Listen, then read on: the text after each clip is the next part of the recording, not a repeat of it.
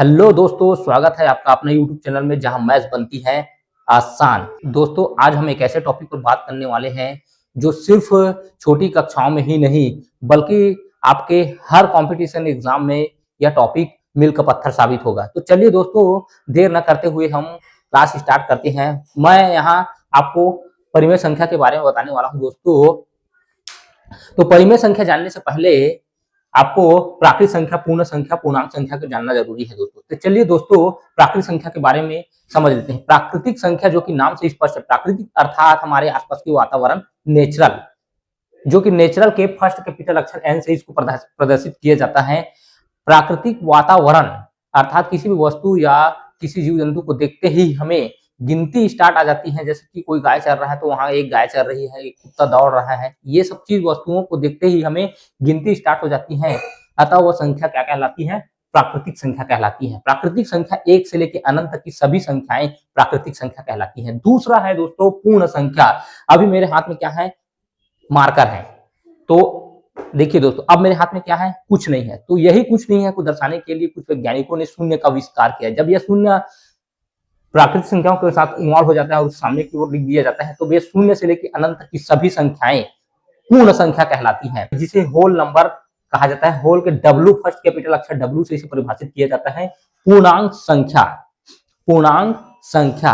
आप देख सकते हैं दोस्तों कि मैदानी इलाके में तो कम ठंडा होता है, किंतु पहाड़ी इलाकों में इतना ज्यादा ठंडा रहता है कि -डिग्री में भी चला जाता है और बर्फ की बारिश होने लग जाती है। तो -डिग्री को भी दर्शाने के लिए दोस्तों वैज्ञानिकों ने माइनस संख्याओं का भी खोज किया। तो जब यह माइनस संख्या वाली सभी संख्याएं पूर्ण संख्या के साथ जुड़ जाती हैं तो वे सभी संख्याएं पूर्णांक संख्या कहलाती हैं। पूर्णांक संख्या इंटीजर नंबर होता है, किंतु इसे जेड से परिभाषित करते हैं। इसका कारण यह है कि जेड शब्द जो है फ्रांस के जाहलिन शब्द से लिया गया है। अगर यदि उसे आई से दर्शाता तो i for imaginary, i for irrational number भी हो सकता है दोस्तों, इसीलिए उसे जेड से परिभाषित किया जाता है। आई होप दोस्तों कि आपको प्राकृतिक संख्या, पूर्ण संख्या, पूर्णांक संख्या समझ में आया होगा। तो चलिए दोस्तों, अब हम परिमेय संख्या के बारे में समझ लेते हैं। एक ऐसी संख्या जिसे p बटा q के रूप में लिखा जा सकता हो, जहां p और q पूर्णांक संख्या हो तथा q is equal to not zero. अर्थात कहने का यह तात्पर्य है दोस्तों कि एक ऐसा संख्या जिसे हमें क्या लिखना है, किस रूप में लिखना है? p बटा q के रूप में लिखना है, ठीक है, जहां p और q पूर्णांक संख्या हो, लेकिन q is equal to not zero. q is equal to क्या? जीरो के बराबर नहीं होना चाहिए। मैं लिया हूं एक पिज्जा का टुकड़ा जो कि क्या है? 6 टुकड़े में है।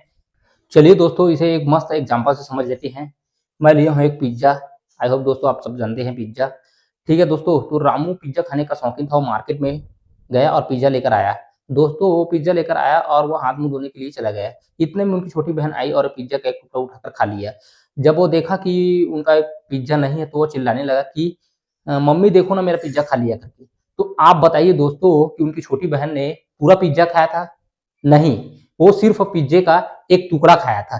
तो 6 में से पिज्जे का 6 में से एक टुकड़ा पिज्जे का खाया था। यही 6 में से एक पिज्जा का टुकड़ा जो है वो क्या है?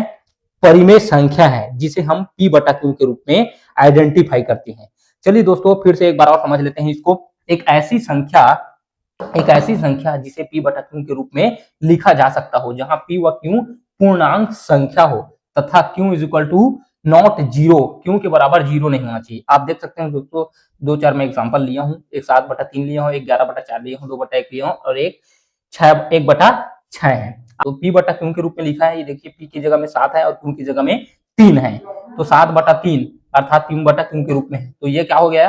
परिमेय संख्या हो गया। अब इसको देख लेते हैं 11/4। तो 11/4, 11 की जगह में p की जगह में 11 है और q की जगह में 4 है। तो ये भी p बटा q के रूप में है और q इज इक्वल टू 0 नहीं है। यहाँ भी p बटा q के रूप में है, ये भी p बटा q के रूप में है। अर्थात कहने का तात्पर्य यह है कि दोस्तों, यदि 3 की जगह, 4 की जगह, 1 की जगह 0 आ जाए तो वह परिमेय संख्या नहीं होगा।